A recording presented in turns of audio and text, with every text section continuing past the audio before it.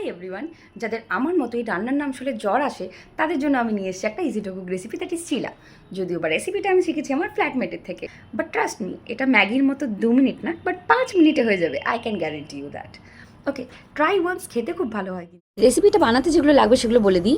গাজর, বিনস, কাঁচা লঙ্কা, টমেটো, পেঁয়াজ, ডিম অ্যান্ড দই, আর বাকি যে যা ইচ্ছা মতো দিতে পারো ভেজিটেবলস। এখানে আমি সব ভেজিটেবলসগুলোকে কেটে নিয়েছি মোটামুটি। আর হ্যাঁ, মেন ইনগ্রিডিয়েন্টের কথা তো বলাই হয়নি, যেটা হলো সুজি। এটাকে ওভারনাইট ভিজিয়ে রাখতে পারো, বা যখন চিলাটা বানাচ্ছ তার 1 ঘন্টা আগে ভেজালেই হবে।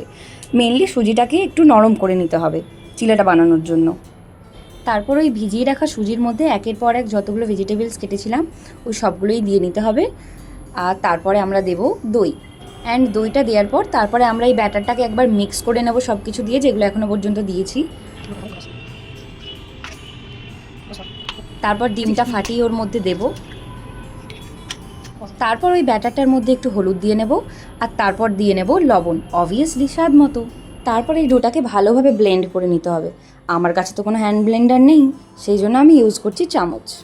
ডোটা এবার রেডি হয়ে গেছে, এবার যাব রান্নার কাজে। তারপর একটা ফ্রাইং প্যানে অল্প তেল দিয়ে তেলটা রাউন্ড আপ করে নেব, এবং কড়াটা গরম হয়ে যাওয়ার পর এর মধ্যে ডোটা দেব। বেসিক্যালি চিলা রাউন্ড শেপেই হয়, তো এটা রাউন্ড শেপেই আমি ফ্রাইং প্যানটার উপর স্প্রেড করে দিচ্ছি। তারপর এটা আমি ঢাকনা দিয়ে ঢেকে দেবো, আর অল্প একটু লো ফ্লেমে এটা কিছুক্ষণ রাখতে হবে যাতে সুজিটা ভালোভাবে সেদ্ধ হয়ে যায়। তারপর এটা যখন ইয়েলো হয়ে যাবে তখন ঢাকনাটা খুলে চিলাটাকে উল্টে দিতে হবে যাতে অপর পিঠটাও ঠিকভাবে ফ্রাই হয়। চিলাটা এখন ঠিকভাবে ফ্রাই হয়ে গেছে, তারপর আর কি, আর কোনো কাজ নেই। এটাকে এবার তুলে নাও, নিয়ে প্লেটে রাখো আর খেয়ে নাও। আমার প্লেটিং ডান। আর আমার সাজেশন নিলে চিলাটা টমেটো সস দিয়ে খাও, তাহলে আরও বেশি খেতে ভালো লাগে। চলো টাটা বাই বাই, এবার এটা খেতেও তো হবে।